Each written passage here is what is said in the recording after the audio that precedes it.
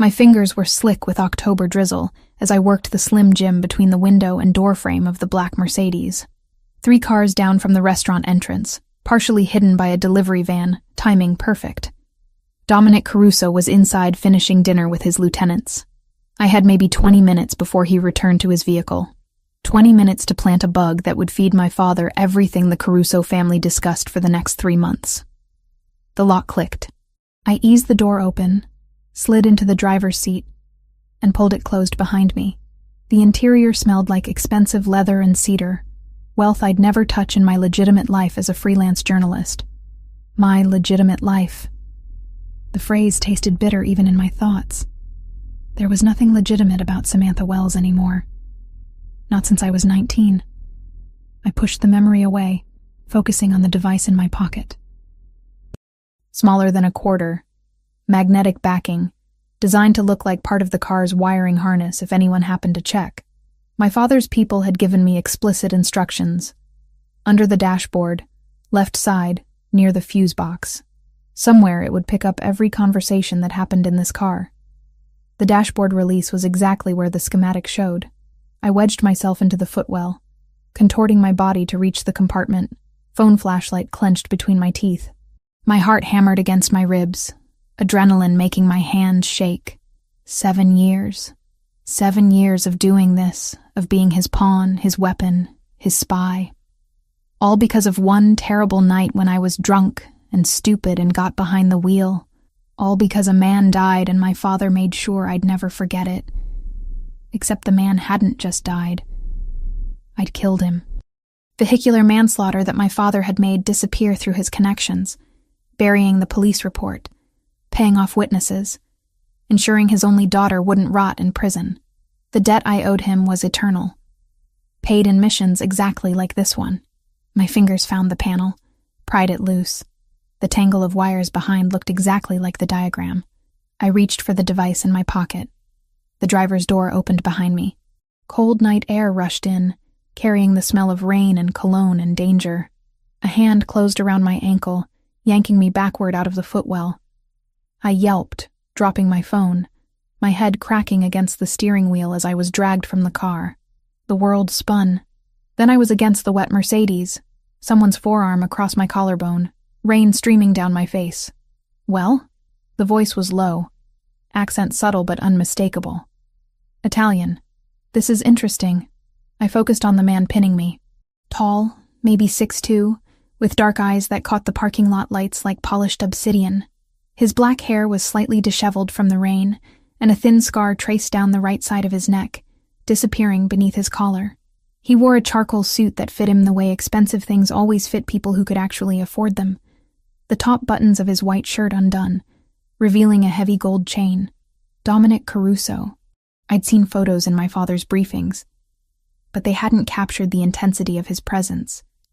The way he looked at me like he was cataloging every detail, filing away information for later use. I can explain, I started. Can you? He shifted, and I felt the hard outline of a weapon beneath his jacket. Please. I'm fascinated to hear what explanation justifies you breaking into my car. Wrong car. I thought this was mine. Try again. You used a Slim Jim. That requires intent. His eyes dropped to the device I'd been holding, now on the wet pavement between us. He bent, never taking his attention off me, and picked it up, examined it with professional interest. Surveillance equipment. Albanian make, if I'm not mistaken. Which means, he looked back at me, recognition dawning. You're Richard Wells's daughter, Samantha. My stomach dropped. I don't know what you're talking about. Don't insult my intelligence. I've seen your face in surveillance photos. Your father's been very careful to keep you out of the business publicly, but he's used you for exactly this kind of work before. He pocketed the device. What I can't figure out is why you'd be stupid enough to try it on me personally.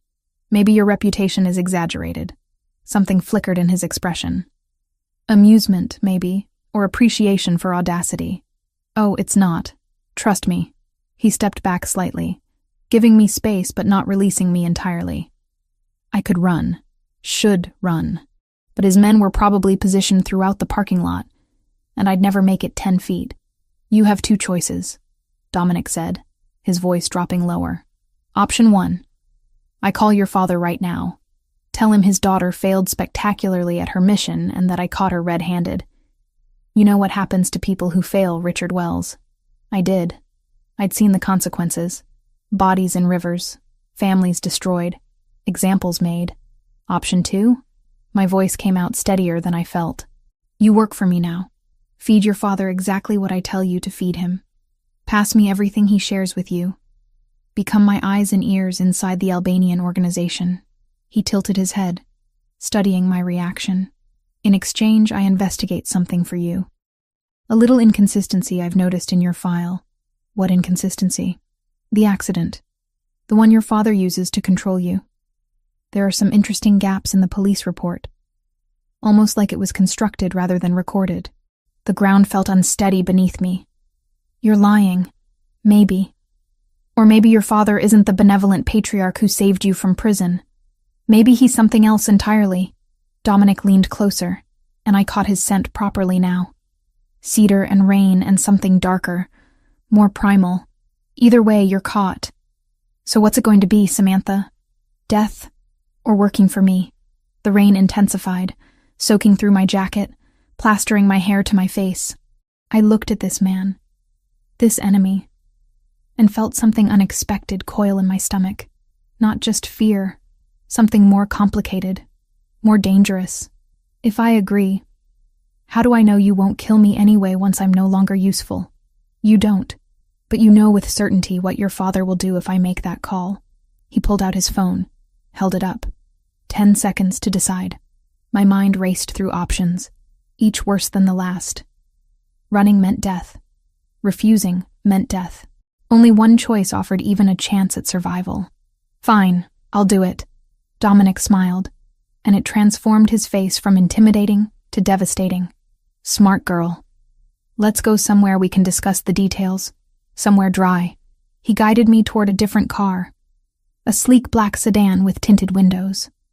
One of his men appeared, opening the back door. I hesitated at the threshold.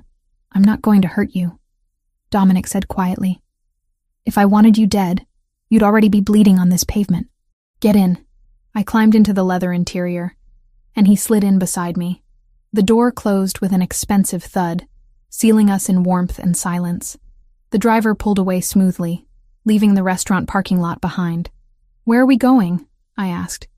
Somewhere safe, somewhere we can talk without your father's people watching. He studied me in the dim light. You're shaking. I'm cold. You're terrified. Understandable, given the circumstances. He shrugged off his jacket, draped it over my shoulders. The gesture was surprisingly gentle. Relax. If we're going to work together, I need you functional, not frozen with fear. The jacket was warm from his body, smelled like him. I pulled it tighter, hating how much comfort it provided. How long have you known who I was? About 6 months. Your father got sloppy on a job in Milwaukee. One of my informants caught you on camera. He stretched his legs out, completely at ease. I've been waiting for him to try something like this. Using you, I mean. You're his secret weapon. The one nobody suspects. Until now. Until now, he agreed. Which makes you much more valuable to me than to him. He'll get another spy. I get direct access to his daughter, his confidant. His guilty conscience made flesh.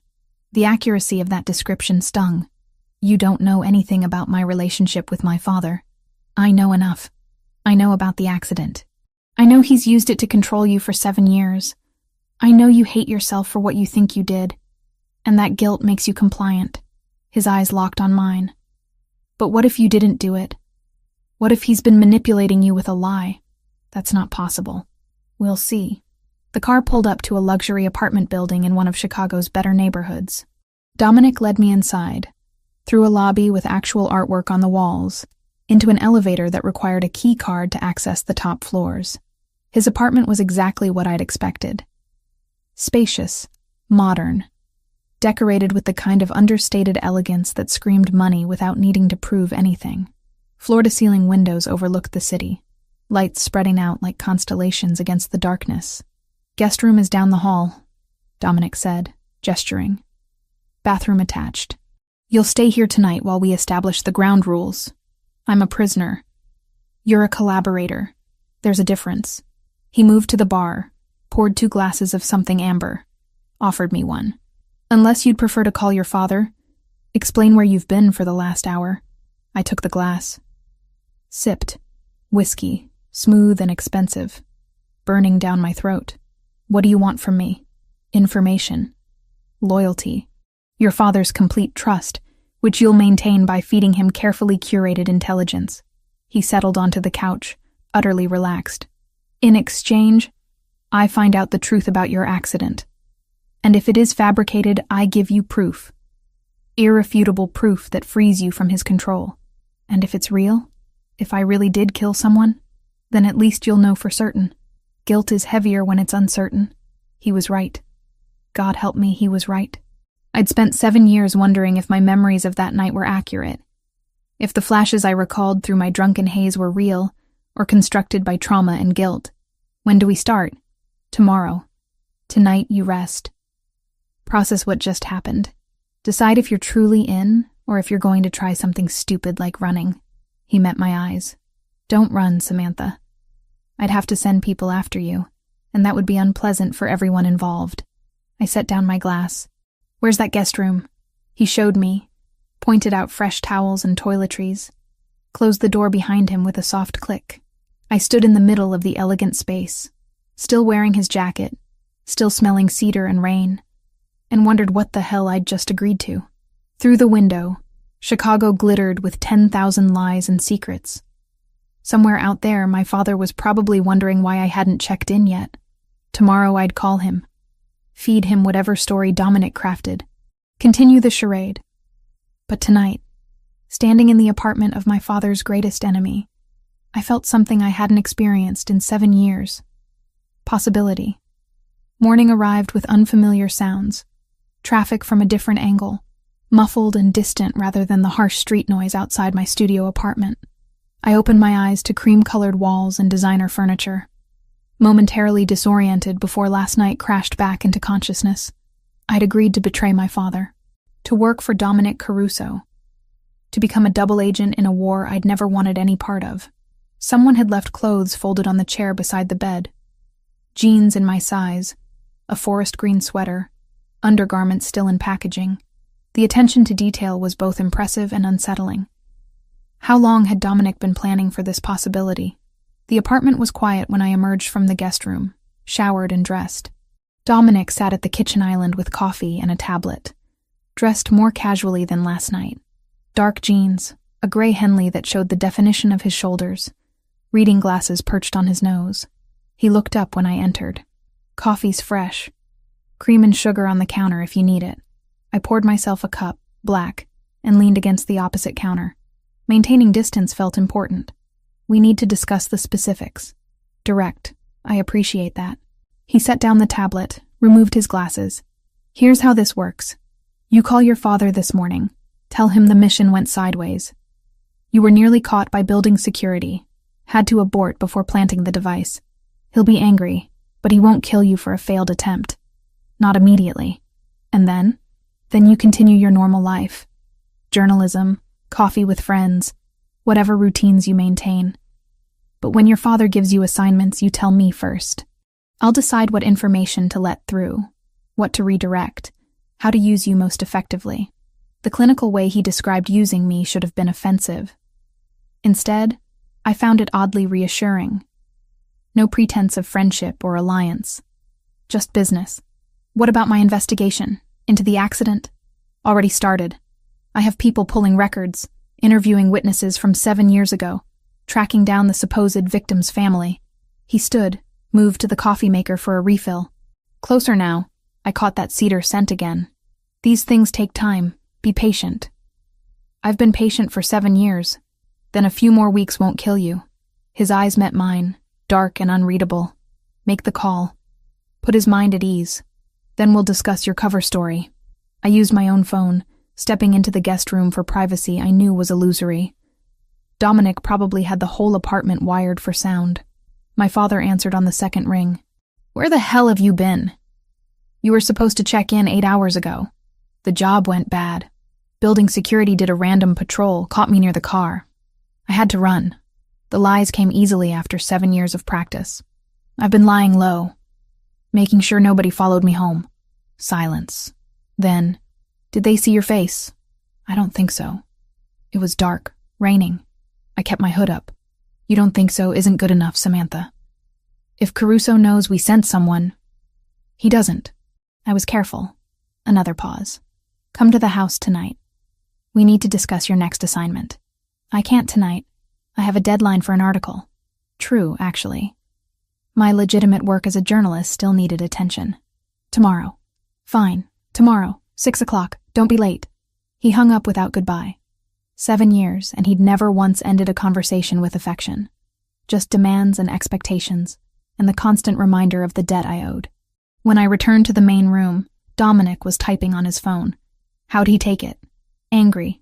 Suspicious. Normal. Good. That reaction means he believes you. He pocketed the phone. I need you to accompany me to 2 meetings this week. Business dinners where having a woman present makes things look more social, less threatening.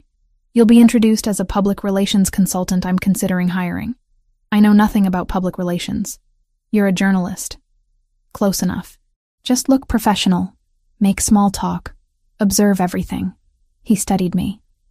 Can you do that without your father's people noticing? Depends where the meetings are. One is Monday evening downtown. The other is Wednesday, near the waterfront. Both public venues. Nothing that screams organized crime. I considered the implications. Being seen with Dominic would raise questions if the wrong people reported back to my father. But refusing would damage my usefulness to Dominic, which seemed more immediately dangerous. I'll do it, but I need to maintain some legitimate work. Articles due. Editor breathing down my neck about a corruption piece. Perfect. Nothing says innocent like deadline stress. Something almost like amusement crossed his face. You have a younger brother, by the way. Christopher. 30 years old. Corporate lawyer. He handles the legitimate side of our business. Works to keep everything above board legally. The casual mention felt deliberate, like he was offering pieces of himself to build trust, or testing my interest in his personal life. Why are you telling me this? Because you'll meet him eventually. Better you hear it from me first. He moved toward the door, grabbed keys from a bowl on the entry table. I'll drive you back to your apartment. Try to act like your life is normal. That's how this works. The drive took 20 minutes through Chicago's morning traffic. Neither of us spoke, but the silence felt different than last night's charged tension. More like two people figuring out how to exist in an arrangement neither had chosen, but both needed.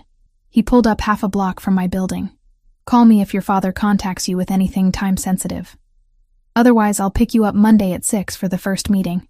I climbed out, then paused. The investigation. How will I know if you find something? You'll know.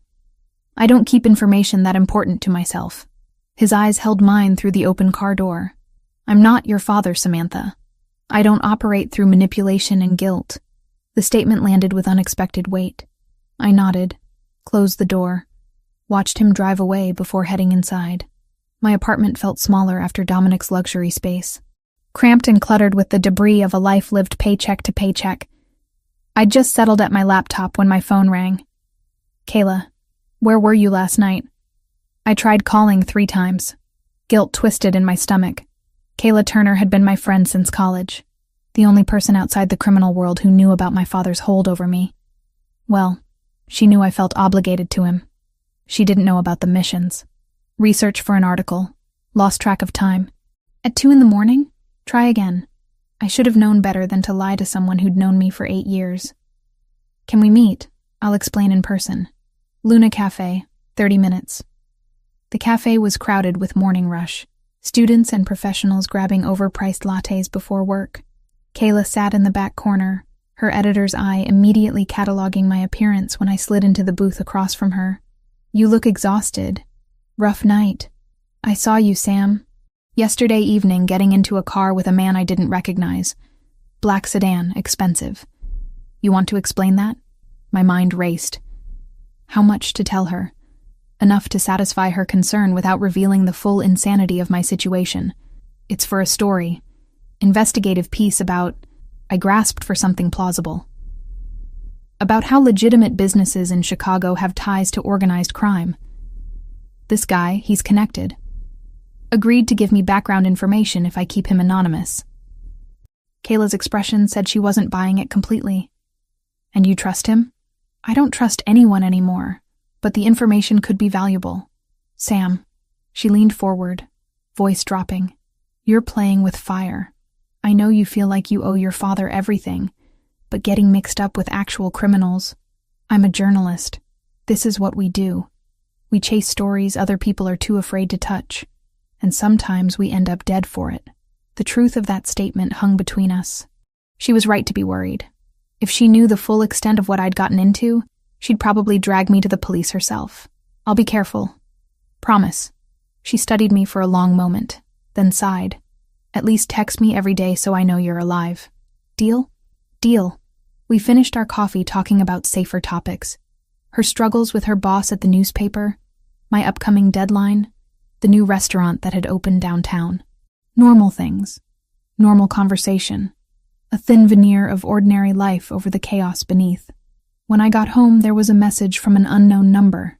Just 3 words. Investigation ongoing. Patience. Dominic, reminding me that he was working on his end of our bargain. That somewhere in the archives and records of 7 years ago, the truth about that night might still exist. I spent the rest of the day working on my article about police corruption in the South Side, but my mind kept drifting. To the accident I couldn't quite remember clearly.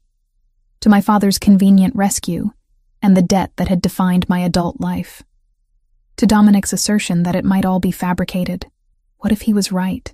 What if the guilt I'd carried, the weight that had shaped every decision for 7 years, was based on a lie? The possibility felt both terrifying and liberating. If there was no victim, no death, no crime, then there was no debt, no obligation, no chain binding me to my father's will. But that was a fantasy. Hoping for the investigation to free me was dangerous. Hope had a way of making the truth hurt worse when it finally arrived. Monday came too quickly. Dominic picked me up exactly at 6, driving a different car this time. A dark blue sedan that looked expensive, but not ostentatious. I'd dressed professionally, charcoal slacks and a cream blouse, trying to look like someone who actually worked in public relations. The restaurant was elegant without being flashy, the kind of place where business got conducted over wine and appetizers. Dominic introduced me to 3 men whose names I immediately cataloged for later. They treated me with polite interest, asking surface-level questions about my supposed expertise in reputation management. I played the part, drawing on my journalism background to sound knowledgeable about media strategy and public perception. Dominic watched with what might have been approval, his hand occasionally resting on the back of my chair in a gesture that looked casual, but felt calculated. We were building a story, a narrative these men would repeat to others. The Caruso boss consulting with media experts, legitimizing his operations, thinking about public image. It was smart, made him look forward-thinking rather than criminal. On the drive back, Dominic was quiet for several blocks before speaking. You did well tonight. Natural performer. 7 years of lying to my father taught me how to wear masks. That's not a skill most people develop. You should be proud of it. Pride isn't exactly what I feel. He glanced at me, something shifting in his expression. The investigation is yielding interesting results. Inconsistencies in the police report. Missing documentation. A victim whose background seems manufactured. My breath caught. You're certain? Not yet, but I will be soon. His eyes returned to the road. When I have proof, you'll be the first to know. And then, Samantha, you'll have a choice to make about what comes next. The weight of that promise settled over me as we drove through Chicago's night-lit streets. Somewhere in the city, my father was probably planning my next assignment. Somewhere else, the truth about my past was waiting to be uncovered. And between those two forces, I was walking a line that got thinner every day. 2 weeks into our arrangement, Dominic handed me my first real test. We sat in his apartment office, late afternoon sunlight cutting through the windows, and he laid out the trap, with the precision of a surgeon explaining a procedure. Your father wants information on our shipments through the South Port. Tell him we're moving product Thursday night, a private berth in the Lake Calumet Industrial Corridor, around midnight. Be specific about the cargo containers, the security detail, everything. I stared at the notes he'd written. You want me to send my father's people into an ambush. I want to eliminate a threat while demonstrating your value to him. He'll be impressed you got solid intelligence. What happens when his men arrive is unfortunate but necessary. People will die. People in this business die regardless. At least this way, it serves a purpose. His dark eyes met mine without apology. You need to decide if you're committed to this or if you're going to develop a conscience at the worst possible moment. The accusation stung because it was accurate. I'd spent 7 years being my father's weapon, never questioning the consequences. Now, faced with orchestrating violence myself, I wanted to claim some moral high ground I'd forfeited long ago. I made the call that night, fed my father exactly what Dominic had provided. He sounded pleased, almost proud, which was so rare I felt physically sick when I hung up. Thursday came and went. I tried not to think about what was happening at a private berth in the Lake Calumet Industrial Corridor, while I worked on an article about city council corruption. Friday morning, the news reported 3 bodies found near the waterfront, gang violence suspected, no arrests made. 3 men dead because I'd given my father false information. I threw up twice before noon. My father called that afternoon. We need to talk. Tonight. 6 o'clock. The summons carried weight I couldn't ignore. I texted Dominic, who responded immediately. Go. Act normal. Scared is fine. Guilty is not. I drove to my father's house in the suburbs, a sprawling colonial I'd grown up in and now couldn't stand to visit. He'd bought it with money earned through extortion and trafficking, every brick paid for with someone else's suffering. The housekeeper let me in without warmth. Nobody who worked for Richard Wells wasted energy on pleasantries. He sat in his study, whiskey already poured, expression carved from granite. I'd seen that face my entire life, cold calculation disguised as paternal concern. Sit.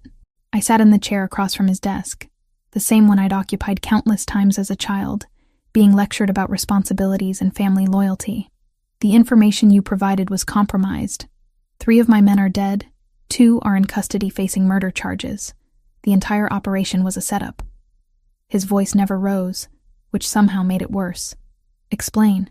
I don't know what happened. I reported exactly what I saw. Don't lie to me, Samantha. You're not good at it. He leaned forward, ice in his voice. Either you're incompetent, which makes you useless, or you're compromised, which makes you a liability. Which is it? I swear I gave you accurate information. Maybe they changed the schedule. Maybe someone tipped them off. Or maybe my daughter isn't as clever as she thinks. Maybe 7 years of using you has made me overlook how mediocre you actually are at this work. The words landed like physical blows. Not because they hurt my pride, but because they crystallized something I'd been too afraid to see clearly. My father didn't love me, might never have loved me. I was a tool, a resource, valuable only as long as I produced results. I'm sorry, I heard myself say, hating the automatic apology. Sorry doesn't resurrect the dead or free the captured. Sorry is what weak people say when they've failed. He stood, moved to the window, hands clasped behind his back.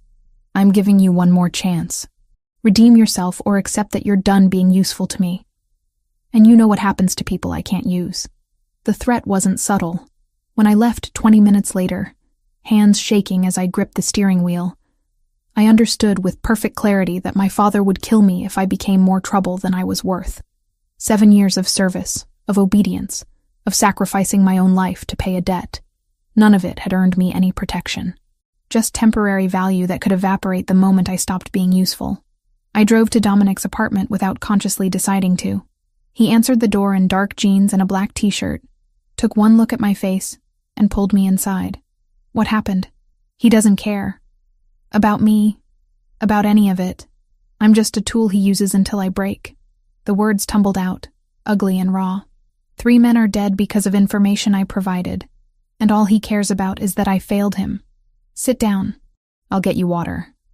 I don't want water. I stopped, not sure what I wanted. How do you do this? Live in this world where human lives are just pieces on a board? Dominic returned with water anyway, pressed the glass into my hands. You think I don't struggle with it? Every order I give, every decision I make, I'm aware of the cost. But I also know that in this life, hesitation kills more people than action ever does. That's not an answer. It's the only answer I have. He sat beside me, close enough that I caught his scent. Cedar and something darker.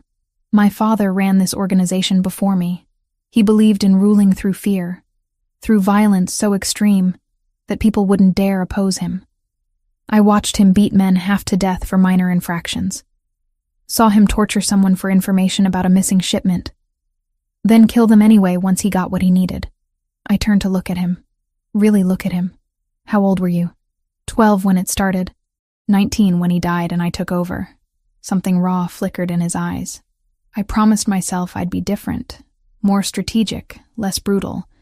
But different doesn't mean soft, and it definitely doesn't mean innocent. I've ordered death, Samantha. I've hurt people.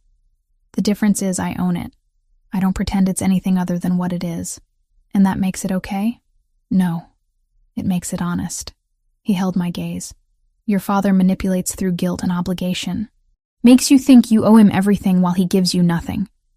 That's worse than what I do, because at least the people who work for me know exactly what they're signing up for. I wanted to argue, to find some moral distinction that made my father less monstrous than Dominic. But the truth sat heavy in my chest. My father had built my entire adult life on a lie, used guilt and debt to control me, never once showing actual love or concern. Dominic, for all his criminal activity, had been more honest with me in 2 weeks than my father had been in 7 years. You think I'm pathetic, I said quietly. I think you're trapped. There's a difference. He reached out, tucked a strand of hair behind my ear in a gesture so unexpectedly gentle it made my breath catch. But you don't have to stay trapped.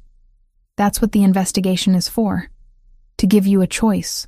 The air between us felt charged, electric. I should have moved away, maintained professional distance. Instead, I leaned closer. You're just like him, I said. But it came out wrong. Not an accusation, a question. I'm nothing like him.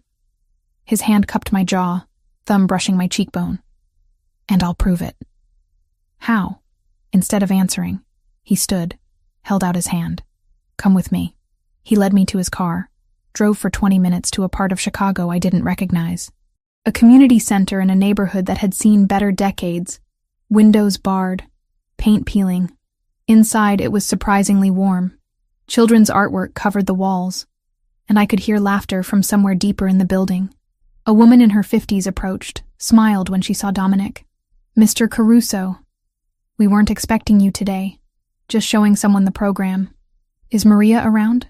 In the back with the after-school group. Dominic guided me through hallways until we reached a large room where maybe 20 kids worked on homework, played games, ate snacks provided by volunteer staff. He explained quietly that this center served families affected by gang violence, offering childcare, tutoring, meals, counseling, all funded anonymously through a network of donations that he personally organized. Families torn apart by what we do, he said. Doesn't fix anything, but it's something. More than your father's ever done for anyone. I watched a small girl color carefully at a table, tongue poking out in concentration, and felt something crack open in my chest. Dominic wasn't pretending to be good. He wasn't claiming moral superiority. He was just trying to balance scales that would never be balanced, acknowledging responsibility while still operating in a world defined by violence. On the drive back, I said, I'm sorry for accusing you of being like him. You weren't entirely wrong. We're all capable of terrible things in the right circumstances. The question is what else we're capable of. He glanced at me. You're capable of more than you think. More than your father ever let you become. Back at his apartment, tension simmered between us. Dominic poured wine, and we stood in his kitchen, separated by 3 feet that felt like miles and inches simultaneously. Thank you, I said, for showing me the center, for being honest. Honesty is easier than you'd think when you've got nothing to hide. Everyone has something to hide. Maybe, But I'd rather you see exactly who I am, flaws included, than build some fantasy that'll shatter later. He moved closer, deliberately invading my space. You want to know the real difference between me and your father? I'm giving you a choice. Right now. Walk away if you want. I won't stop you. Won't punish you. You can disappear. Start over somewhere he can't find you. And I'll make sure he thinks you're dead so he stops looking. Why would you do that? Because nobody should live the way you've been living. Under someone's thumb, paying for a crime you didn't commit with no hope of freedom. His hand found mine, fingers intertwining. But if you stay, if you keep working with me, I need you to be certain it's what you want. Not because you're afraid, not because you feel obligated, but because you choose it. The doorbell interrupted whatever I might have said. Dominic's expression shifted instantly from intimate to alert. He checked his phone, relaxed slightly. My brother. He has terrible timing. Christopher Caruso looked nothing like Dominic. Lighter build, wearing a suit that screamed corporate lawyer, with glasses and a much friendlier face. Until he saw me. Then his expression shuddered into professional neutrality. You must be Samantha, the journalist Dominic's been consulting with. He extended a hand, and I shook it, reading skepticism in every line of his body. Interesting timing for a business meeting. Christopher, Dominic's voice carried warning. Be nice. I'm always nice. Also cautious, which is why I'm here unannounced, checking on my brother who's apparently taking advice from the daughter of our biggest rival. His eyes never left me. No offense.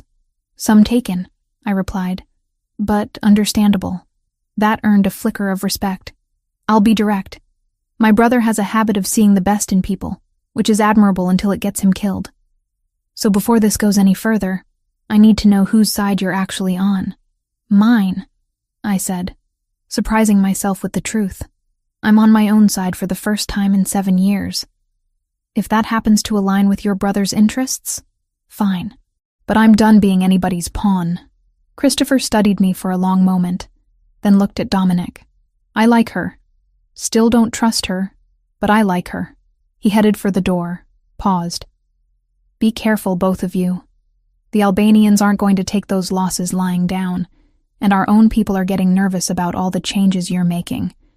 Recipe for disaster if you're not careful. After he left, Dominic turned to me. He's protective. Can't blame him. Neither can I. I wouldn't trust me either. Lucky for you, I do. He stepped closer, erasing the distance between us. So what's your answer? Stay or go? I should have asked for time to think. Should have maintained some distance, some objectivity. Instead, I closed the gap entirely, rose on my toes, and kissed him. His response was immediate, hands tangling in my hair, backing me against the counter with a hunger that matched my own. When we finally broke apart, both breathing hard, he rested his forehead against mine. That's not an answer, he murmured. Yes, it is. I'm staying. On my terms, but I'm staying. Good. He kissed me again, slower this time. Because I wasn't ready to let you go. 1 month. 30 days since Dominic Caruso had caught me breaking into his car, and my life had become something I no longer recognized. Half of those nights I'd spent in his bed, learning the geography of scars across his shoulders, the way he said my name when we were tangled together in the darkness. The other half I spent alone in my apartment, pretending I still had boundaries. The investigation results came on a Tuesday afternoon. Dominic called me to his apartment, and I knew from his voice that he'd found something. When I arrived, he had files spread across his dining table like evidence at a crime scene. Sit down, he said, and there was something in his expression that made my stomach drop. I sat. He handed me a folder, and I opened it with trembling fingers. The police report from 7 years ago looked official, looked real, but as Dominic walked me through it, pointing out inconsistencies I'd never noticed, the foundation of my guilt began to crack. The victim's name was David Morrison, 32 years old, supposedly killed when you ran a red light on Michigan Avenue. Dominic's finger traced the document. Except there's no death certificate, no obituary, no family claiming his body. The address listed for him doesn't exist, never has. I stared at the papers, unable to process what I was seeing. That's not possible. I remember, You remember being drunk and terrified. You remember your father showing you photos of a body, telling you that you'd killed someone, that he'd made it all disappear to save you. Dominic pulled out another file. But look at this. The police officers who supposedly filed this report both retired 4 months after the incident with substantial payments to offshore accounts. The witnesses, actors from a talent agency your father has used before for various operations. The world tilted sideways. I gripped the edge of the table, trying to anchor myself to something solid as 7 years of carefully constructed reality dissolved. He lied. About all of it. Yes. Dominic's hand covered mine. You never killed anyone, Samantha. There was no accident. Just an elaborate manipulation designed to control you from the age of 19. The folder slipped from my fingers. Paper scattered across expensive hardwood, and I didn't care. Couldn't care about anything except the rage building in my chest like a storm. I need to call him. Are you sure that's... Now. I need to call him now. Dominic handed me his phone. Something about using an untraceable line, but I barely heard him over the roaring in my ears. My fingers shook so badly it took 3 tries to dial my father's number. He answered with his usual brusque greeting. What? David Morrison. Tell me about David Morrison. Silence stretched across the line. Then, I don't know what you're talking about. The man I supposedly killed. Except he never existed, did he? You fabricated the entire thing. The accident. The victim. The police report. All of it. My voice cracked. You've been lying to me for 7 years. I did what was necessary to secure your loyalty. You were rebellious. Unreliable. I needed leverage. The casual admission, delivered without apology or remorse, broke something fundamental inside me. I was 19 years old. You were a liability. Now you're an asset. The method doesn't matter. The method was my entire life. 7 years of guilt, of thinking I was a murderer, of doing everything you asked because I thought I owed you. And you'll continue doing what I ask, because despite this revelation, you have nowhere else to go. I made you, Samantha. Everything you are exists because I shaped you. Go to hell. I ended the call, threw the phone across the room hard enough that it shattered against the wall. Then I was on the floor, folding in on myself. 7 years of false guilt and real rage pouring out in a way I couldn't control. Dominic was there, arms around me, not saying anything because there was nothing to say. He just held me while I broke apart, and somehow that made it bearable. Hours later, we lay in his bed, my head on his chest, listening to his heartbeat, real and solid and honest in ways my father had never been. What do I do now? I whispered. Whatever you want. You're free, Samantha. Truly free for the first time since you were 19. Except I wasn't. Not completely. Because I was still tangled in this world, still caught between 2 criminal organizations, still performing a role that required lies and deception.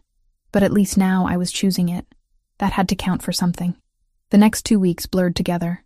My relationship with Dominic shifted. Deepened in ways I hadn't anticipated.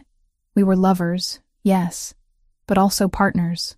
He included me in strategy discussions, asked my opinion on territorial disputes, treated me like an equal rather than an asset. It was intoxicating and terrifying in equal measure. My journalism work continued. I was finishing a piece about police corruption in the South Side, interviewing sources, following leads. One of those leads brought me to a retired detective who'd worked organized crime for 30 years. He talked freely about old cases, about the Albanian operation run by Richard Wells, about upcoming conflicts between the major families. Word is, Wells is planning something big, he said, settling into his chair with coffee. Some kind of play against the Italians. Public event, lot of witnesses meant to send a message. 3 weeks from now, maybe less. My blood turned cold. What kind of event? Charity gala. The one Caruso hosts every year for that youth center he funds. Wells wants to hit him there, make it clear that even philanthropy won't protect him.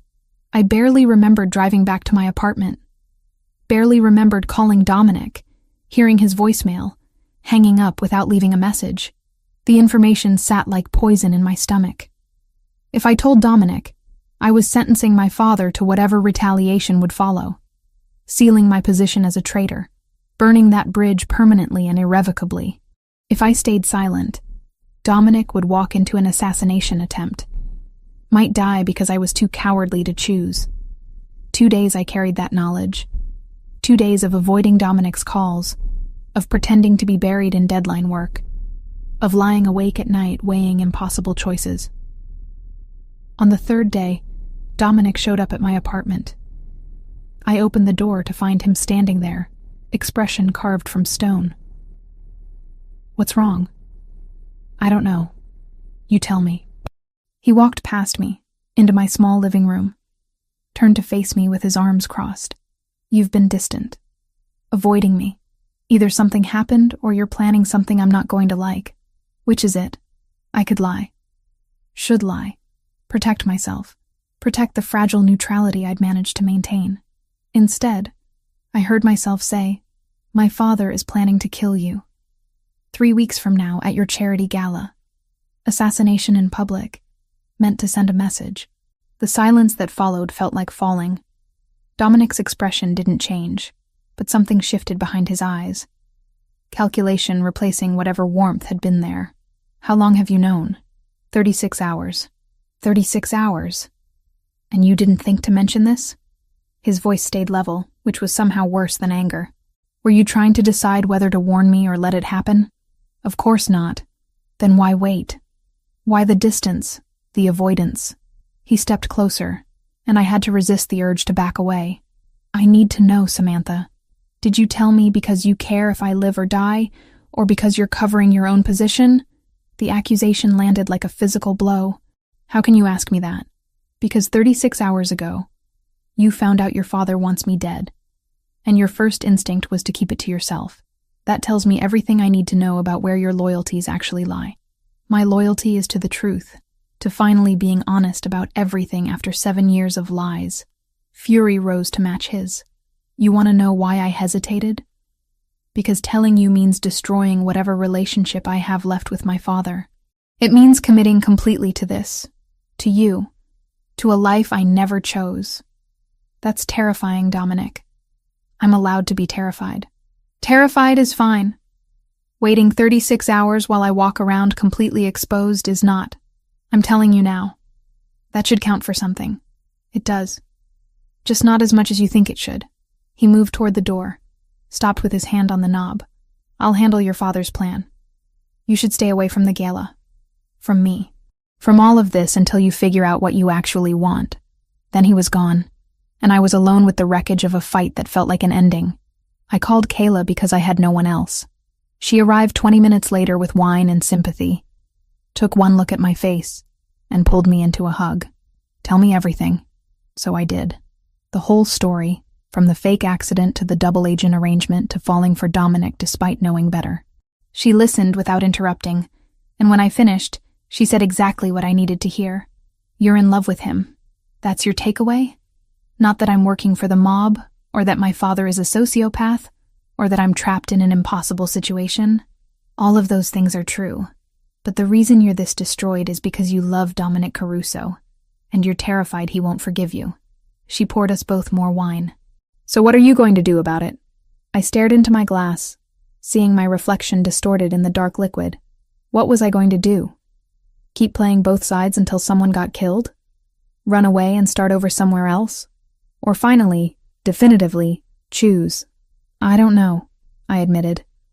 "But I think I'm about to find out." 10 days after I told Dominic about the assassination plot, my father discovered I'd betrayed him. I found out the old-fashioned way. 6 armed men showing up outside my apartment building at 2 a.m. I woke to my phone vibrating with Dominic's name on the screen. His voice was clipped, urgent. "Don't leave your apartment. Your father's people are on their way. I'm 5 minutes out." "How do you know?" "One of his men is on my payroll. Has been for 6 months. Get away from the windows and stay down." I crawled to my bathroom, the only room without exterior walls, and crouched in the tub with my phone clutched in shaking hands. Through the apartment walls, I heard boots on stairs, voices speaking Albanian in harsh whispers. They were coming for me, to drag me back to my father, or more likely, to kill me for choosing Dominic over blood loyalty. Gunshots shattered the night. Not inside my building, but close. Street level. Maybe the parking lot. More shots. Rapid fire. The distinctive crack of multiple weapons. I pressed myself deeper into the tub, making myself as small as possible, praying the cast iron would stop stray bullets. My phone buzzed. Text from Dominic. Stay put. Handling it. The shooting stopped as abruptly as it started. Sirens wailed in the distance, getting closer. Someone pounded on my door. Samantha, it's me. Open up. Dominic's voice. I stumbled out of the bathroom, unlocked the door with trembling fingers. He stood there in tactical gear I'd never seen him wear. Kevlar vest over dark clothes, a gun still in his hand. Behind him, 2 of his men flanked the hallway. Are you hurt? His free hand cupped my face, eyes scanning for injuries. No. What happened? Your father sent a crew to collect you. We intercepted them before they reached your floor. He holstered his weapon, pulled me against his chest. You can't stay here. Pack what you need. 5 minutes. The police. We'll find 6 Albanian gangsters with weapons and no witnesses. We were never here. He released me, stepped back. Move, Samantha. Now. I grabbed essentials. Laptop, documents, clothes, toiletries, throwing everything into a duffel bag without thought or organization. Dominic stood guard at my door, speaking quietly into his phone, coordinating whatever cleanup operation would erase evidence of his involvement. We left through the back entrance, avoiding the chaos at the front where police were arriving. In his car, reality crashed over me in waves. I can't go back now. To my apartment, my normal life, any of it. No. Dominic agreed, navigating side streets away from my neighborhood. You made your choice tonight. Everyone will know it by morning. 2 of his men died, wounded. They'll live to tell your father exactly who stopped them. He glanced at me. This is real now. No more pretending you're neutral. No more playing both sides. You're with me, publicly, and that makes you a target. The weight of that settled into my bones. I'd crossed a line that couldn't be uncrossed. My father would consider me dead to him at best, actively hunt me at worst. The Albanian organization would see me as a traitor. Anyone loyal to my father's operation would know I'd chosen his greatest enemy. I'd burned my old life to ash, and there was no going back to sift through the remains. Dominic's apartment became my home. Not temporarily, not as a safe house, but home. My clothes hung in his closet. My toothbrush sat beside his. My laptop occupied space on his dining table. We fell into routines. Morning coffee together, him handling business while I worked on articles. Evenings tangled in each other, trying to forget the danger circling closer every day. Security became omnipresent. 2 guards stationed outside the building at all times, cameras monitoring every entrance, bulletproof glass in the windows. I couldn't leave without escort, couldn't go anywhere without Dominic or his men shadowing my movements. The cage was gilded and comfortable, but still a cage. Christopher showed up on day 3, carrying takeout and wearing an expression that said he had opinions he planned to share whether I wanted them or not. You've got my brother walking around with a target on his back, he said without preamble, setting food containers on the kitchen counter. Albanian hit teams, internal dissent from people who think he's gone soft, and the attention of every law enforcement agency in Chicago. All because of you. Christopher, Dominic warned. No, he's right. I met Christopher's eyes. Everything he said is true, but I'm not leaving, and I'm not pretending this is temporary. So either accept it or tell me now that you want me gone. Christopher studied me for a long moment. Then, surprisingly, he smiled. I wanted to hate you. Would be so much easier if I could.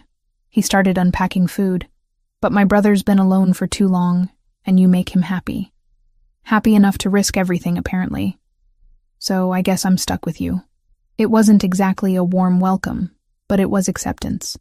We ate together, and Christopher told stories about growing up with Dominic, about their father's brutality, and how Dominic had shielded him from the worst of it. Understanding dawned. Christopher wasn't suspicious of me because he doubted Dominic's judgment. He was protective because he'd already watched his brother sacrifice too much for family. My journalism work took an unexpected turn.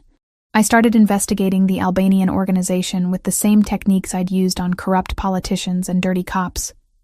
Following money trails, interviewing sources, building cases from fragments of information. That's how I found Thomas Kovac. He'd been the chief accountant for my father's operation for 12 years, handling the complex web of shell corporations and offshore accounts that laundered drug money into legitimate businesses. But Thomas had a conscience that had been eating at him, and a daughter who'd overdosed on heroin 2 years ago. Heroin that had come through my father's distribution network. I met him in a diner on the far south side, somewhere neutral and public. He looked older than his 53 years, worn down by guilt and grief. "I can give you everything," he said over coffee that neither of us drank. "Transaction records, wire transfers, names of every official your father has paid off. Enough to put him away for 30 years. But I need protection. Federal protection. I can arrange that. Can you? You're Richard Wells's daughter. How do I know this isn't a trap?" I pulled out my phone, showed him photos of my destroyed apartment, police reports from the shooting. "Does this look like I'm on good terms with my father? He tried to have me kidnapped 4 days ago. I want him gone as badly as you do." Thomas examined the evidence, then nodded. "Set up the meeting. But I want immunity in writing before I hand over a single document." I called Dominic from my car. "I found our leverage. We need to contact the FBI. That's a dangerous move. Everything about this is dangerous. But if we're going to end this without more bodies piling up, we need the law on our side." Silence stretched across the line. "Then, I'll make some calls. We have a contact in the bureau who owes me a favor." 36 hours later, Thomas Kovac sat across from 2 FBI agents in a secure location, backed by lawyers Dominic had provided, and detailed 12 years of financial crimes. The agents left with enough evidence to build a RICO case that would dismantle my father's organization from the inside out. The hit came that night. I'd gone to my old apartment to retrieve more belongings, accompanied by 2 of Dominic's guards. We were loading boxes into the car when the shooting started. Not at us. At my car. 16 bullets tore through the metal and glass, destroying the vehicle but missing all 3 of us because we'd been standing 20 feet away. Message delivered. My father knew about Thomas, knew I'd arranged the FBI meeting, and wanted me to understand that nowhere was safe. Dominic showed up personally to collect me, fury carved into every line of his face. On the drive back, he said, "The charity gala is in 2 weeks. Your father's going to make his move then. Public, violent, designed to humiliate me before he kills me. So we cancel it." "We're not canceling. We're turning it into the trap he thinks he's setting." His hand found mine. "I'm going to use myself as bait, draw out his people, capture them, end this permanently. And if something goes wrong, then you'll be somewhere safe, far away from the blast radius." He pulled up to his building, killed the engine, turned to face me. "I need you to trust me. Can you do that?" I thought about everything that had brought us here. The lies my father had told, the manipulation, the wasted years of guilt. Then I thought about Dominic. Complicated and dangerous, but honest about exactly who he was. A man trying to be better than his father while still operating in a world that rewarded violence. "I trust you," I said, and meant it with everything I had. He kissed me like it might be the last time, desperate and consuming, and I kissed him back with equal intensity. When we finally pulled apart, both breathing hard, he rested his forehead against mine. 2 weeks. Then this is over. One way or another. 2 weeks until the gala. 2 weeks until my father made his play. 2 weeks to prepare for the confrontation that would define everything that came after. I'd spent 7 years under my father's control, believing I owed him my life. Now I understood the truth. I didn't owe him anything. Not loyalty, not obedience, not even the courtesy of mercy. When this was over, when the FBI had their case and the dust settled, my father would finally face consequences for everything he'd built on lies and blood, and I would be free. The ballroom glittered with Chicago's elite pretending to care about disadvantaged youth while they sipped champagne and networked. I watched it all unfold through a laptop screen from a secure location 3 miles away, cameras positioned throughout the venue feeding me live footage. Dominic had insisted, "You're not coming to the gala. Non-negotiable. We'd fought about it for 2 days before I accepted the reality. My presence would complicate everything. The Albanian shooters knew my face, might hesitate or change tactics if they saw me. Better to be safely removed, monitoring from a distance while Dominic put himself directly in the crosshairs. Christopher sat with me in the safe house, another laptop open beside mine, tracking different camera angles. His usual corporate polish had been replaced with tactical efficiency. Earpiece connected to Dominic's security team, gun resting on the table within easy reach. "He's at the podium," Christopher said unnecessarily. I could see Dominic perfectly, looking devastatingly handsome in a dark suit, addressing the crowd about the community center's impact, talking about second chances and breaking cycles of violence, while armed men positioned throughout the room prepared to prevent his murder. My phone buzzed. Text from Dominic. "See anything suspicious?" I scanned the crowd through multiple camera feeds. The caterers, the security personnel, the guests in evening wear. Everything looked normal, which made my skin crawl. Normal was an illusion. Somewhere in that room or nearby, 3 Albanian shooters were moving into position. "There," Christopher pointed at his screen. "North balcony, man in service uniform, wrong body language for staff." I found the same figure on my feed. He moved with military precision, positioning himself with a clear sightline to the stage. My breath caught. That's one of them. Already flagged. Team 2 is moving. Christopher's fingers flew across his keyboard, sending alerts. 2 more suspicious figures appeared on different cameras within minutes. One posing as a photographer near the main entrance, another blending with guests but standing wrong, weight distributed like someone carrying concealed weapons. Dominic's infiltrated security team moved with choreographed precision. The fake photographer was approached by 2 men in legitimate security uniforms, asked for credentials he couldn't provide. When he reached for his gun, they had him disarmed and restrained before he could clear leather. The balcony shooter lasted slightly longer. He'd actually raised his rifle, begun acquiring his target, when Dominic's people hit him from both sides. The weapon clattered to the floor, and the shooter went down hard under combined weight. The third assassin recognized something had gone wrong. He abandoned his position, tried to blend with panicking guests as security announced an emergency evacuation. But Dominic's people had every exit covered. They took him down in the lobby, professional and efficient. Christopher received communication through his earpiece, relayed it to me. All 3 shooters in custody, no casualties. Stand by for secondary phase. Secondary phase meant the FBI raids happening simultaneously across Chicago. Thomas Kovac's testimony and documentation had given them enough for warrants on 6 different locations connected to my father's operation. As shooters were being arrested at the gala, federal agents were executing those warrants. My phone rang. Unknown number. I answered on speaker. "Ms. Wells, this is Special Agent Delaney with the FBI. We have your father in custody. Arrested at Rosario's restaurant 20 minutes ago without incident. He's being transported to federal holding now." The words didn't feel real. 7 years of living under his control. And it ended with a phone call from a stranger. "What happens next? We'll need your full statement. Everything about the fabricated accident, the years of coercion, the intelligence you were forced to gather. Your testimony will be crucial to the prosecution. When? Tomorrow morning, if you're available. Bring your attorney." I hung up, hands trembling. Christopher was already pulling up news feeds on his laptop. Breaking news banners screamed about major organized crime arrests, FBI raids, the Albanian criminal network in Chicago dismantled. Another camera feed caught my attention. Dominic, surrounded by his own security team and legitimate law enforcement, giving a statement to police. He looked tired but unharmed, and relief flooded through me so intensely I nearly sobbed. Christopher's phone rang. He listened, his expression softening. "She's okay. We're both fine. Yeah, we're watching the feeds." "No, she hasn't seen it yet." He glanced at me. "Dom wants to talk to you." He handed me his phone. Dominic's voice filled my ear, rough with adrenaline and emotion. "Are you all right? I should be asking you that. You were the one standing in front of guns. Guns that never had a chance to fire. The plan worked perfectly. Background noise suggested he was moving, probably being escorted out of the building. Your father's in federal custody. It's over, Samantha. Actually over.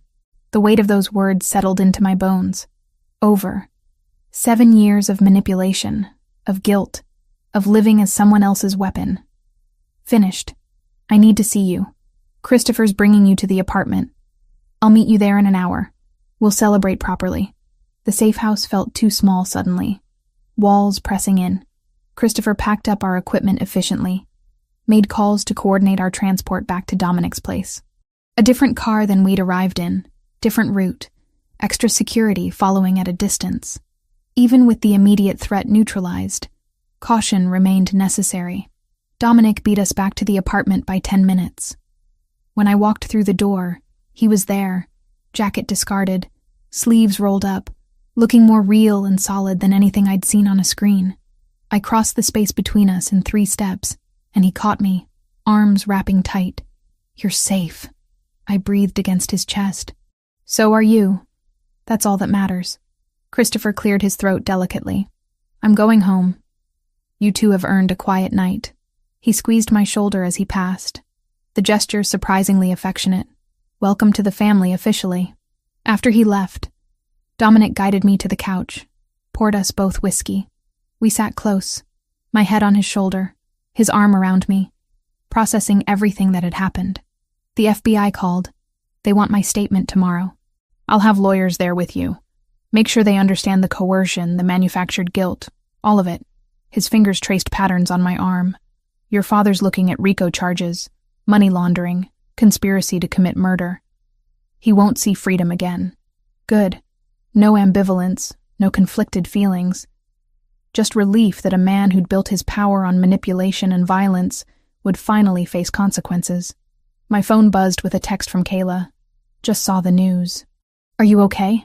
Call me when you can. I sent back a quick response promising to call tomorrow, then silenced my phone entirely. Tonight was for processing, for being with Dominic, for understanding that the chapter of my life defined by my father was finally, definitively closed. What happens now? I asked. Now we figure out what normal looks like. Dominic kissed my temple. You finish your articles, testify at the trial, rebuild your life without looking over your shoulder.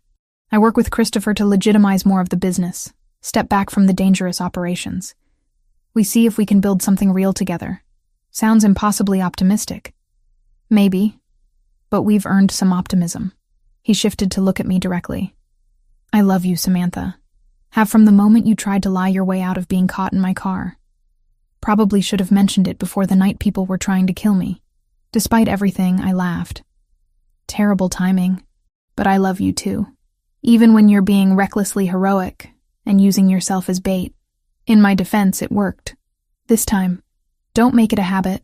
We stayed on that couch for hours, talking through everything that had happened, making plans for tomorrow and next week and next month. The future felt expansive in a way it never had before, not constrained by guilt or obligation or fear. Around midnight, Dominic's phone buzzed with updates. All 3 shooters in custody, cooperating with authorities in exchange for reduced sentences. My father's organization in chaos. Leadership vacuum being filled by infighting. The FBI confident they had enough evidence to secure convictions on multiple charges. And me? For the first time in 7 years. I was just Samantha Wells. Journalist. Girlfriend of a complicated man trying to be better. Survivor of manipulation who'd found her way to freedom. It wasn't a fairy tale ending. The world Dominic operated in still carried dangers, and my father's trial would dredge up painful history. But it was honest. Real. Built on choices instead of coercion. That night, lying in Dominic's bed with his arms around me, I slept without nightmares for the first time in longer than I could remember. The guilt that had defined my adult life was gone, replaced by something I barely recognized. Peace. Fragile and new, but real, and that was everything. 3 weeks after my father's arrest, I sat in Dr. Sarah Chen's office and tried to explain how it felt to discover your entire adult life had been built on a lie. Liberating, I said, then immediately corrected myself. No, that's not right. Liberating implies joy. This is more like having surgery without anesthesia. Necessary, painful, and I can see everything being cut away. Dr. Chen, Kayla had recommended her after I'd spent 2 days unable to get out of bed, wrote something in her notebook. That's a vivid metaphor. Tell me more about what's being cut away. The guilt. 7 years of believing I'd killed someone, that I owed my father everything. It shaped every choice I made. I picked at the throw pillow on her couch. Now it's gone, and I don't know who I am without it. Who do you want to be? The question shouldn't have been difficult. But sitting there in her comfortable office with its soft lighting and carefully neutral decor, I realized I'd never been allowed to want anything. My father had dictated my path, and even after learning the truth, I'd been so focused on survival that desire felt foreign. I want to be someone who tells the truth, I said finally. About everything. No more secrets, no more manipulation, just honesty, even when it's ugly. That became my anchor. Twice a week therapy sessions where I dismantled years of conditioning, learning to separate guilt from responsibility, fear from caution. Dr. Chen never judged the choices I'd made. Working for my father, becoming Dominic's informant, the moral compromises along the way. She just helped me understand why I'd made them, and how to move forward without repeating the patterns. The trial date was set for 6 weeks out. I'd already given my preliminary statement to the FBI, but the formal testimony would require me to face my father in court, detail the fabricated accident, and 7 years of coercion in front of a jury. My lawyer, provided by Dominic, assured me it would be straightforward. Your testimony establishes motive for the RICO charges, shows a pattern of manipulation and control that extended to using you as an intelligence asset. Combined with the financial crimes and conspiracy charges, we're looking at multiple life sentences. Multiple life sentences. My father would die in federal prison. I should have felt something. Grief, maybe, or satisfaction. Instead, there was just hollow relief. He couldn't hurt me anymore. The Albanian organization collapsed faster than anyone anticipated. With my father in custody, and his senior lieutenants either arrested or fleeing jurisdiction, the power vacuum created chaos. 2 factions emerged, one militant and one pragmatic, and they'd spent 3 weeks trying to kill each other. Dominic worked the situation carefully. Christopher handled the legal negotiations while Dominic met with the moderate faction's representatives in neutral locations, always with security, always with contingency plans. I was at the apartment when he returned from the final negotiation. He looked exhausted, tie loosened, jacket slung over his shoulder. It's done. They accepted the territorial agreement. Northern routes and import operations go to them. We maintain the south side and consolidate our legitimate holdings. He poured himself whiskey, drank it in one swallow. 3 blocks of the city aren't worth more bloodshed. They know it. I know it. Finally, everyone's tired enough to admit it. I crossed to him, wrapped my arms around his waist from behind. That's a good thing. It's a pragmatic thing. Good is relative. But he covered my hands with his, accepting the comfort. Christopher wants you at dinner next week. Family dinner, he specified. With his wife and kids. That's progress. That's him finally accepting you're permanent. Dominic turned in my arms, studied my face. How was therapy? Productive. Painful. Both. I rested my forehead against his chest. Dr. Chen thinks I'm making good progress. Says I'm developing healthier coping mechanisms. Does she know you're sleeping with a criminal? She knows I'm with someone who's complicated but honest with me. That's what matters to her. I looked up at him. And you're working to be less of a criminal. That counts for something. He smiled, the expression softening his usually intense features. Christopher has a timeline. 3 years to legitimize 60% of operations. 5 years to be completely clean. It's aggressive but possible. What happens to the people who don't want to transition? They find other employment. I'm not forcing anyone to change, but I'm not maintaining operations that put unnecessary targets on our backs. He tucked hair behind my ear. I want a life with you, Samantha. A real one. That requires getting out of situations where federal prosecutors might decide I'm worth investigating. My journalism work had become my salvation. I'd started writing immediately after the gala, channeling everything I'd learned into a series of investigative articles about familial coercion and organized crime. How children of criminals were groomed, manipulated, used as assets. I'd changed names, altered details enough to protect sources, but the core truth remained. The series was picked up by a national magazine. Suddenly, editors who'd never responded to my pitches were calling with assignments. A literary agent reached out about expanding the articles into a book. My freelance income tripled. Kayla met me for coffee to celebrate, hugging me so hard I couldn't breathe. I'm so proud of you. This is real journalism, Sam. Important work. It's therapy disguised as investigation. I'm just writing about what I lived through. That's exactly why it matters. Nobody writes about this stuff from the inside. She stirred her latte unnecessarily. How are you doing? Really? Better. The nightmares have decreased. I can think about my father without feeling like I'm going to throw up. Small victories. Those are huge victories. She reached across the table, squeezed my hand. And Dominic? You two are solid. As solid as anything in this situation can be. He's trying, Kayla. Actually trying to build something different. Good. Because you deserve someone who's as committed to changing as you are.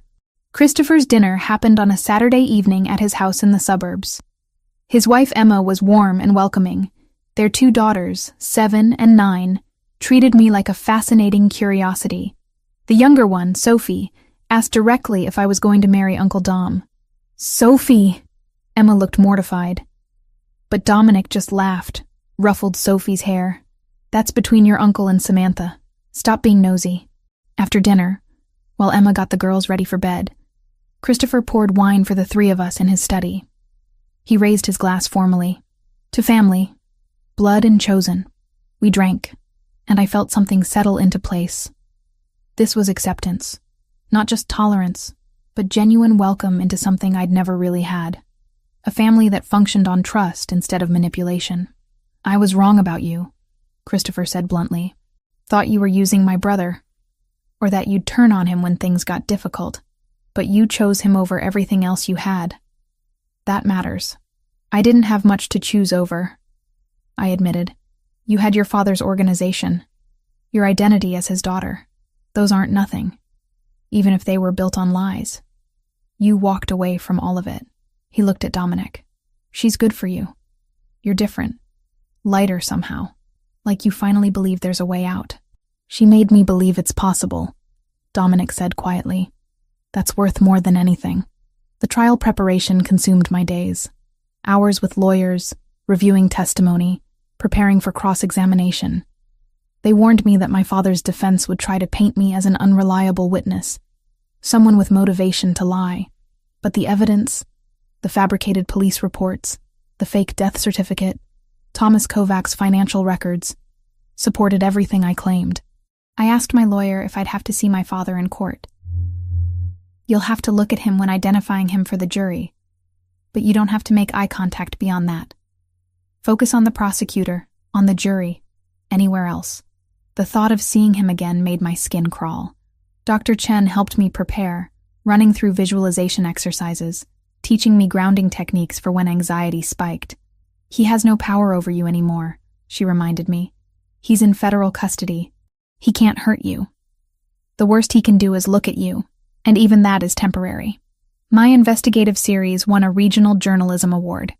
I stood on a stage in front of industry professionals, accepting recognition for work born from the worst period of my life, and felt profound gratitude that I'd survived to tell the story. Dominic and Kayla sat in the audience, unlikely allies united by their support for me. Afterward, at the reception, Kayla pulled him aside for what looked like a serious conversation. When I asked later what they'd discussed, Dominic just smiled. She wanted to make sure I understood that if I ever hurt you, she knows people. Journalists have surprisingly intimidating networks. She threatened you? Promised me consequences. I respect that. Shows she loves you. 68 days after my father's arrest, Dominic and I lay in bed talking about the future. Not the immediate future of trials and testimony, but the distant one where we might be free of all this. What would you do? I asked. If you could do anything, be anyone, what would you choose? He was quiet for a long time, fingers tracing patterns on my shoulder. Something legitimate. Maybe security consulting. I know how to protect people. how to assess threats. Could use those skills legally. You'd be good at that. What about you? Keep writing. Maybe teach, eventually. Share what I've learned so other people recognize manipulation before it consumes their lives. I shifted to look at him. We could be normal. Boring, even. Boring sounds incredible. He kissed me. Slow and sweet. Let's aim for boring. The preliminary hearings for my father's trial started the following week. I wasn't required to attend, but I watched news coverage obsessively, needing to see him diminished, contained, powerless. The cameras caught him in an orange jumpsuit, shackled, being led into court. He looked smaller than I remembered. Older. Ordinary. That night, I slept without medication for the first time since the arrest. Progress, Dr. Chen called it when I told her. Reclaiming my life, piece by piece, day by day. 3 months from the night Dominic caught me breaking into his car, I was becoming someone new. Someone who told the truth, who chose her own path, who loved a complicated man working to be better. It wasn't the life I'd imagined at 19. It was better, harder, messier, but genuinely mine. 6 months after my father's arrest, I stood in the visitor's room of a federal prison and waited for the man who'd stolen 7 years of my life. The trial had lasted 3 weeks. I'd testified for 6 hours, detailing the fabricated accident, the years of manipulation, the missions he'd forced me to complete. The jury deliberated for 4 days before returning guilty verdicts on all counts. 28 years in federal prison. He'd be 80 when released, if he lived that long. My therapist had suggested this visit, not for his benefit, but for mine. Closure doesn't require forgiveness, Dr. Chen had said. Sometimes it just requires seeing them reduced to what they actually are. Human, powerless, no longer capable of hurting you.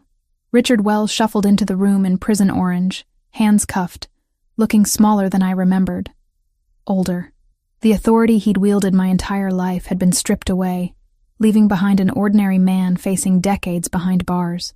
We sat across from each other, separated by a table that might as well have been a chasm. I have nothing to say to you, he started, voice flat. Good, because I'm not here for conversation. I'm here to tell you that I've moved on, that your control ended the moment you were arrested, and I'm building a life you'll never touch. I kept my hands folded, my voice steady. You destroyed 7 years of my life with a lie, but I'm taking back everything that comes after. You betrayed your own blood, sided with my enemies. You deserve everything that's coming to you.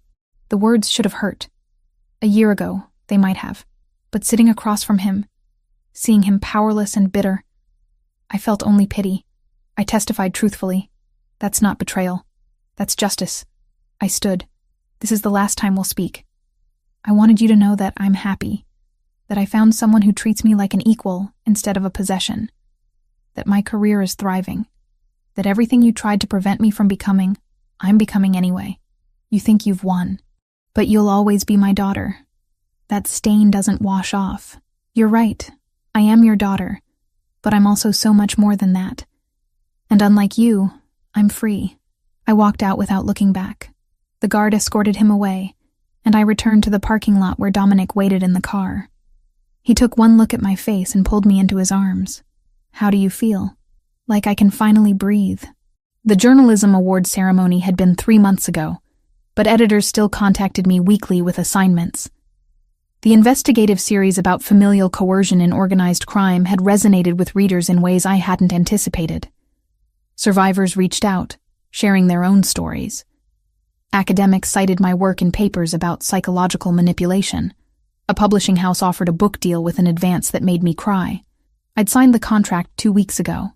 The book would take a year to write, changing names and details to protect sources while maintaining the emotional truth of what I'd lived through. Kayla had already volunteered to be my first reader, promising brutal honesty about anything that didn't work. You're going to help so many people, she'd said over celebratory drinks. Make all of this suffering mean something. Dominic's transformation had been equally dramatic. Christopher reported that 65% of their operations were now completely legitimate. Real estate holdings, licensed import businesses, consulting firms that actually consulted. The remaining gray areas were being phased out systematically. 3 more years, Dominic had told me during a quiet dinner last month. 3 years and we're completely clean. No more looking over shoulders, no more federal scrutiny, just boring business operations. Boring sounds perfect. Boring sounds like everything I never thought I'd have. The proposal happened on a Tuesday evening in April. We'd been cooking dinner together, something we'd started doing regularly. A small claim to normalcy in lives that had been anything but normal. Dominic was chopping vegetables for a salad while I monitored pasta on the stove, and we were arguing about whether carbonara required cream. It absolutely does not, I insisted. That's an American bastardization. Some bastardizations are improvements. You're impossible. He set down the knife, wiped his hands on a towel, and pulled a small box from his pocket. I'm also serious about wanting to spend the rest of my life arguing with you about pasta recipes. The ring was simple. A single diamond on a platinum band, elegant without being ostentatious. Exactly what I would have chosen if he'd asked. Samantha Wells, will you marry me? I looked at this man who'd caught me breaking into his car, who'd offered me freedom in exchange for information, who'd fallen in love with me somewhere along the way and changed his entire life because of it. There was only one possible answer. Yes, we'd kissed while the pasta water boiled over, laughing and crying simultaneously, and it had been perfect. The wedding happened 6 weeks later. 20 guests in Christopher's backyard, spring flowers blooming, Sophie and her sister serving as flower girls. Kayla stood beside me as maid of honor, wearing a sage green dress she'd picked out herself. Christopher stood with Dominic, genuine affection replacing the suspicion that had defined their early interactions with me. Emma had cried through the entire ceremony. Afterward, at the reception, she'd pulled me aside. I'm so glad Dom found you. He's been alone too long, carrying too much. You make him believe in possibilities. He makes me believe in them too. That night, in the hotel suite Dominic had booked downtown, we'd made love slowly, savoring the knowledge that this was just the beginning. No more hiding, no more fear, just us building something real together. 3 months after the wedding, I sat in the home office of our new apartment. We'd moved somewhere lighter, with better views and less history, working on a chapter about the psychology of manufactured guilt. My deadline was approaching, but the words were flowing easily. Truth always wrote faster than fiction. Dominic appeared in the doorway holding 2 mugs of coffee, prepared exactly how I liked it. He'd learned my preferences through observation, the same careful attention he applied to everything he cared about. How's the writing? Good. I'm on Chapter 7, dissecting how criminal organizations use family bonds as leverage. I accepted the coffee gratefully. Dark stuff, but necessary. He settled into the chair across from my desk, his own mug cradled in both hands. Christopher finished negotiating the sale of our last gray area operation yesterday. As of next month, we're completely legitimate. 2 years ahead of schedule. Turns out a lot of people were ready to change. They just needed someone to give them permission. He smiled, the expression transforming his usually intense features. I'm starting this security consulting firm in January. Already have 3 corporate clients interested. That's incredible. It's terrifying. And hopeful. And about 15 years overdue. He stood, moved behind my chair, hands settling on my shoulders. Come take a break. You've been writing for 4 hours. We migrated to the balcony, Chicago spreading out below us in afternoon light. The city had been the backdrop for so much pain. My father's manipulation. The years of living as someone else's weapon. The violence that had marked the transition from that life to this one. But it was also where I'd found Dominic, where I'd learned to choose myself, where I'd built a career telling truths other people were afraid to speak. What are you thinking about? Dominic asked, arm around my waist. How far we've come. From that parking lot to here. I leaned into him. Sometimes I can't believe this is real. It's real. We made it real. He turned me to face him. I love you, Samantha Caruso. Every complicated, brilliant, stubborn part of you. I love you too, even when you're being recklessly heroic and making terrible carbonara. He laughed, kissed me with the easy affection of someone who knew they had a lifetime to perfect the gesture. When we pulled apart, I rested my head against his chest, listening to his heartbeat. Steady. Real. Mine. The book would be published next year.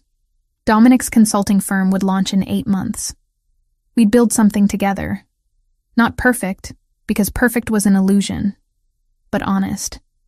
A life chosen deliberately instead of one imposed through manipulation and fear. 7 months ago, I'd been caught breaking into a car, terrified and trapped. Now I stood on a balcony with my husband, watching the city settle into evening, and felt nothing but gratitude for every impossible choice that had brought me here.